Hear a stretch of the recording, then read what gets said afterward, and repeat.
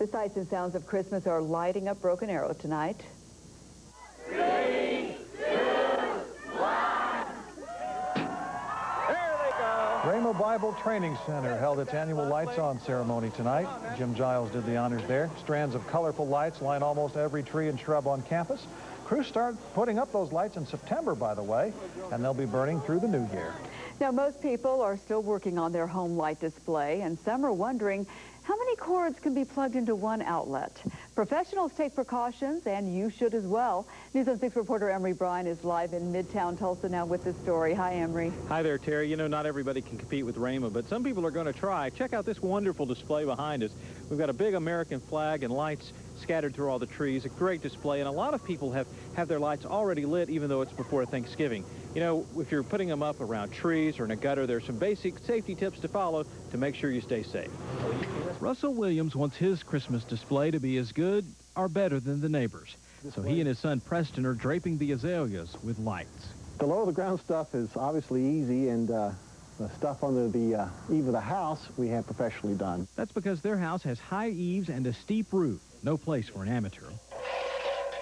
That's good for business for Stan Soboleski. He's a professional Christmas light installer, and he says he's got plenty on his Christmas list. Do we have screens on these gutters?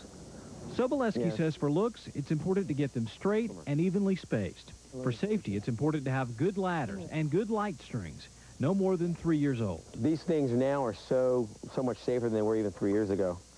The wires are thicker, and they'll allow a lot more load. Soboleski's crew uses 7 or 9 watt lights for most jobs. They use clips to install the cords, which doesn't damage the house and eliminates the chance of a staple going into a live wire. And they're careful to limit the number of cords hooked together. The manufacturer recommends 4 would be the limit, but you can go 4 in different directions. The fuses basically keep you from having an overload.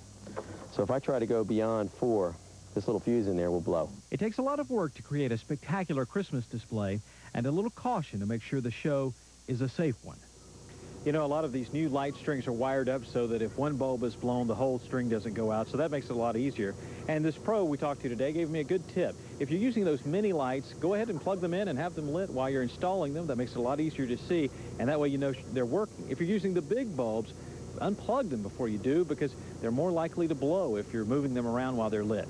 Reporting live in Midtown, Emory Bryan, the News on 6. Are you inspired? I'm inspired by that flag. I wonder how many we'll see lit up like that. I know. It looks pretty, doesn't it?